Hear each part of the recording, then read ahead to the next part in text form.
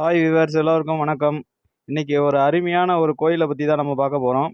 இந்த கோயிலுடைய பிரசித்தி பெற்ற ஒரு விஷயம் என்னன்னா, இதுதான் வாழைத்தோட்டத்து ஐயன் கோயில்னு சொல்லுவோம்.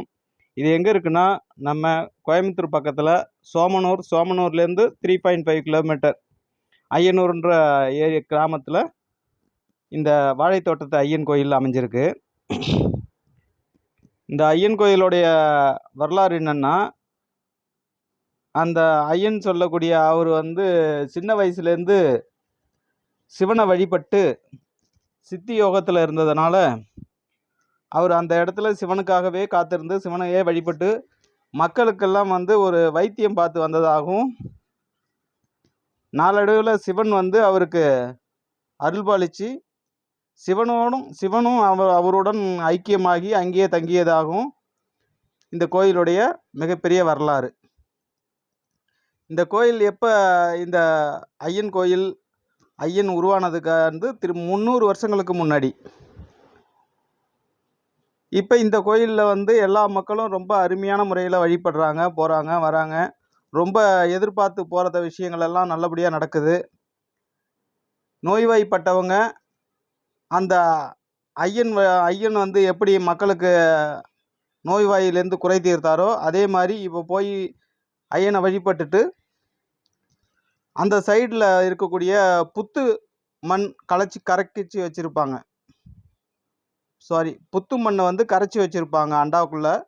அந்த அண்டாக்குள்ளேருந்து அந்த புத்து மண்ணை டப்பாக்களை எடுத்துகிட்டு வீட்டில் நம்ம சார்ந்தவங்க யாராவது ஸ்கின் வியாதியினால் தோல் வியாதியினால் பாதிக்கப்பட்டிருந்தா அவங்களுக்கு அதை தடவி விட்டால் அது அடுத்த 18 நாட்கள் 48 நாட்களில் சரியாகிடும் அப்படின்னு இன்னும் ஐதீகம் இருக்குது. இந்த கோயிலில் இன்னொரு விஷயம் என்னன்னா, இந்த கோயில் கோபுரம் கிடையாது. காரணம் என்னன்னா, சிவனை வழிபட்ட அந்த அரச மரத்தடியிலேயே ஐயனும் சிவனும் ஒன்றா இருப்பாங்க. கோபுரம் இல்லாத அந்த அரச மரத்தை அப்படியே வச்சு இன்னமும் அதை சுற்றி பாதுகாத்து வராங்க. அப்புறம் பார்த்திங்கன்னா, அந்த கோயிலுடைய இடதுபுறம் பார்த்திங்கன்னா ராகு கேது கோயில் அமைஞ்சிருக்கும். அந்த ராகு கேது கோயிலை சுற்றி வழிபட்டு விளக்கு போட்டு தீபம் ஏற்றி வழிபட்டு வந்தால் ராகு கேது தோஷம் நீங்கினதாகவும், தோஷம் இனி பிடிக்காத இருக்கிறதுக்காகவும் நம்ம அதை ரொம்ப வழிபட்டு வருவோம். இப்போ நம்ம அந்தங்க பார்க்குறோம் பாருங்கள், இதுதான் அந்த புற்று மண். இந்த புற்று மண்ணிலேருந்து தான் நம்ம மண் எடுத்துகிட்டு போய் அங்கே அண்டாவில் குழச்சி வச்சுருப்பாங்க. இது என்ன எடுக்க குறையாதா அப்படின்னா, எடுக்க இந்த மண் குறையவே குறையாது. ஏன்னா அடுத்தடுத்து புற்று வளர்ந்துக்கிட்டே இருக்கும். மண்ணை வெட்டி எடுக்க அடுத்தடுத்து புற்று வளர்ந்துக்கிட்டே இருக்கும், மண் வளர்ந்துக்கிட்டே இருக்கும்.